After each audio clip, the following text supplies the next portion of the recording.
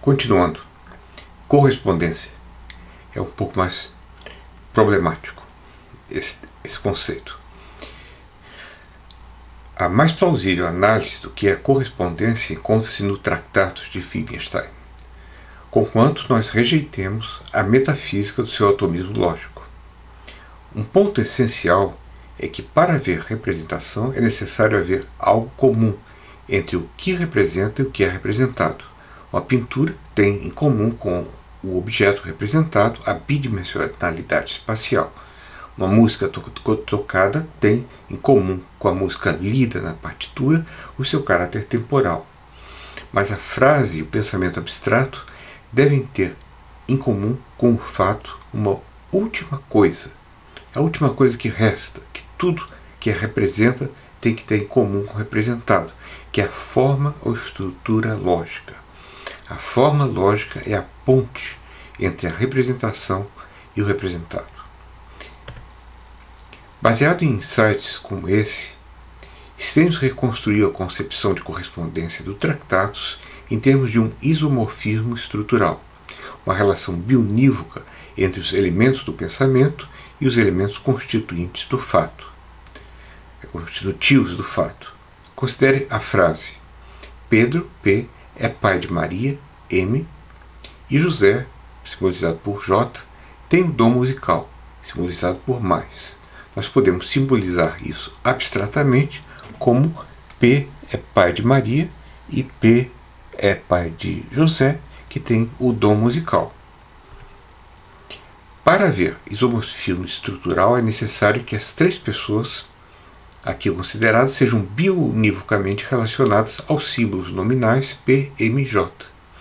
Além disso, é necessário que a relação de ser pai de e a propriedade de possuir dom musical sejam bionivocamente relacionadas às flechas e ao sinal mais, respectivamente.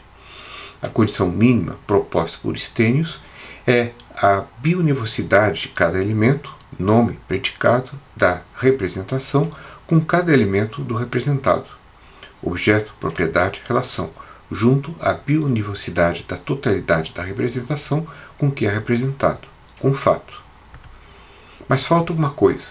Stenius notou que é necessário alguma semelhança categorial entre os elementos da representação e os do fato, pois com o esquema proposto eu posso representar uma infinidade de coisas. Por exemplo, posso representar a frase: o prato de sobremesa está junto a uma colher e a uma taça de vinho tinto. Com P, o prato de sobremesa, a flechinha está ao lado de M, a colher, J, taça de vinho e J, taça de vinho e mais é o vinho tinto. Então nós podemos representar isso aqui como da mesma forma. Isso mostra que um esquema abstrato com elementos bionivocamente relacionados não é suficiente, pois pode representar qualquer outra coisa com a mesma estrutura. Para representar o conteúdo, o pensamento precisa preservar uma identidade categorial e com o que ele representa. Então, entre o pensamento entre o que representa e o que é representado, os elementos precisam ter alguma espécie de identidade categorial.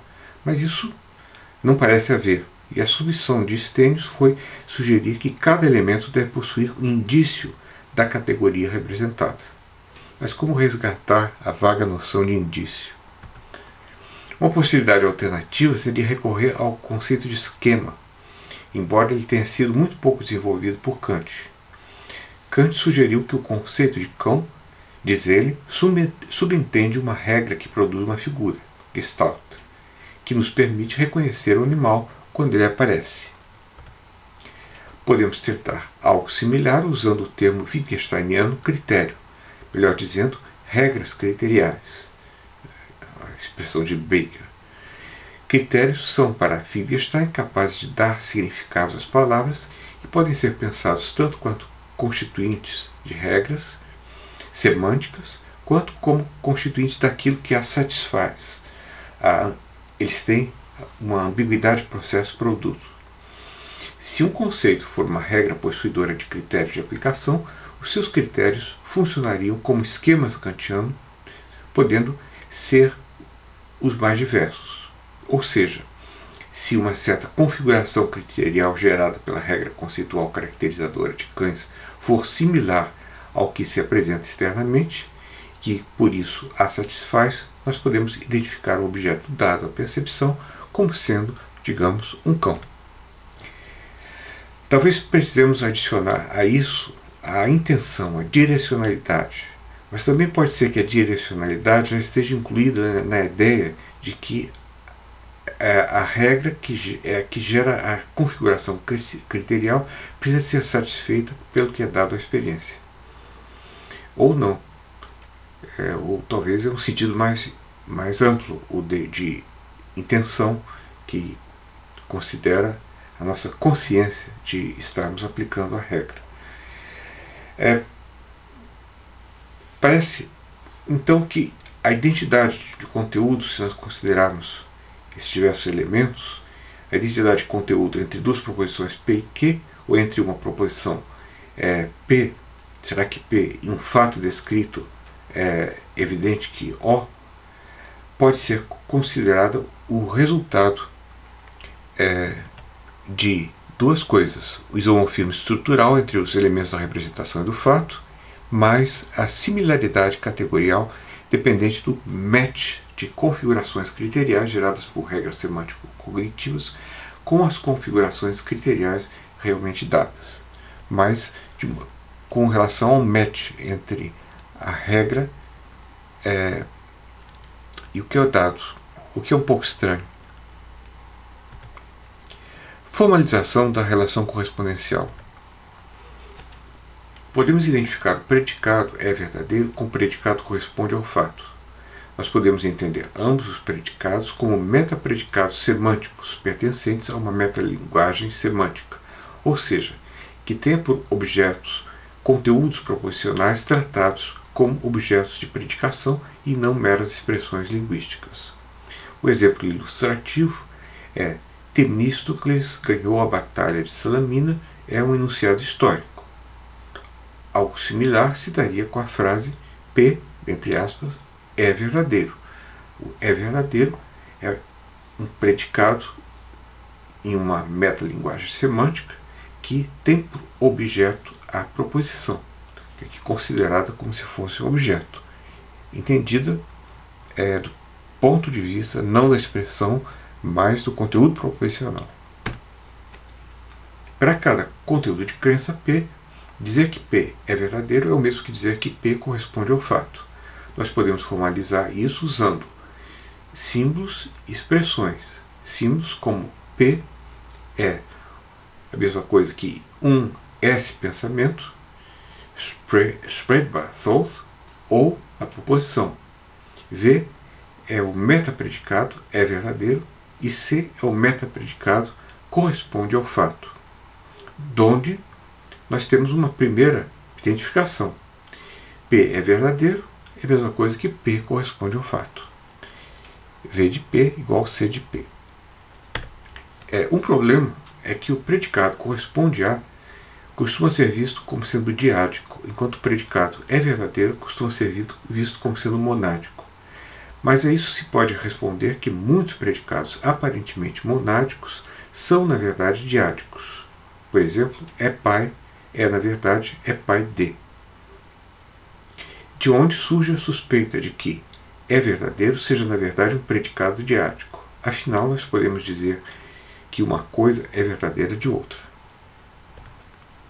Assim, transformando o predicado monádico é verdadeiro, o predicado diádico é verdadeiro para, e o predicado monádico corresponde ao fato do predicado diádico corresponde ao fato de que, nós podemos entender verdade e correspondência como predicados relacionais semanticamente metalinguísticos, chegando à seguinte fórmula mais detalhada. P é verdadeiro com relação a que, ao fato que, é o mesmo que P corresponde ao fato que. Note-se que o enunciado do conteúdo factual, que aparece sobre uma barra horizontal, para indicar que Q pode ser interpretado também como um fato no mundo. Esse é um ponto crucial, mas que só poderá ser discutido mais tarde, bem mais tarde. Considere que podemos encontrar similares de cada uma das duas proposições complexas pareadas pelo sinal de identidade na linguagem natural, como no exemplo: Temístocles venceu a batalha de Salamina, que expressa, veja só, Temístocles venceu a batalha de Salamina, entre aspas, agora vem o metapredicado, expressa a mesma ocorrência histórica que Temístocles won the Battle of Salamis. Então, vocês têm duas frases que são consideradas como se fossem dois objetos e um metapredicado semântico, que é o dizer que se trata da mesma ocorrência histórica. Ora, isso é similar a PVQ.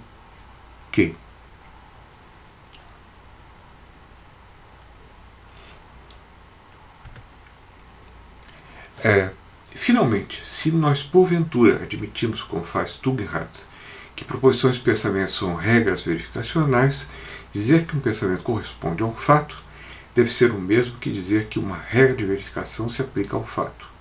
Simbolizando A como um metapredicado monádico, dado X, a regra se aplica ao fato, nós teremos V de P é o mesmo, é igual a qualitativamente idêntico a C de P, que é qualitativamente idêntico a A de P. Ou ainda simbolizando como A, o metapredicado diádico, dado X, a regra de verificação se aplica ao fato Y, nós teremos P está relacionado por V a Q, é a mesma coisa que P corresponde a Q, e também que P, dado P, a regra de verificação se aplica ao fato Q. Identificações 1 a 4 mostram como a verdade pode ser teoreticamente identificada com a correspondência, e que a correspondência poderia ser eventualmente identificada com a verificação. Isso, como veremos, não basta, mas parece que já nos permite tratar dos paradoxos da autorreferencialidade.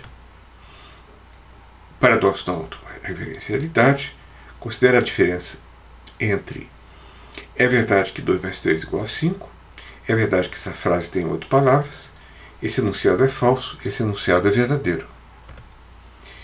Em é verdade que 2 mais 3 igual a 5 é um enunciado normal. O metapredicado semântico é verdade que está fora do conteúdo proposicional expresso por 2 mais 3 igual a 5, ao qual se aplica. 2. É verdade que essa frase tem 8 letras. É autorreferente, mas exprime um pensamento verdadeiro, pois nele a verdade é metalinguisticamente predicada da proposição pensamento de que a frase tem 8 palavras, não pertencendo a esse pensamento. 2 poderia ser parafraseado como o pensamento expresso pela frase é verdade que essa frase tem 8 palavras, é verdadeiro.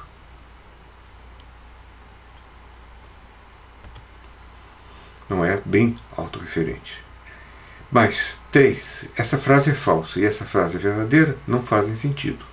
Eles são enunciados autorreferentes mal construídos, propriamente, no sentido próprio de autorreferente. E a razão disso é que a verdade aparece neles como constituinte da proposição pensamento e não como um predicado metalinguístico aplicado a ela. Mas tudo isso é apenas o começo. O que nós vamos ver a seguir será a pragmática da relação correspondencial. É aí que a porca torce o rabo.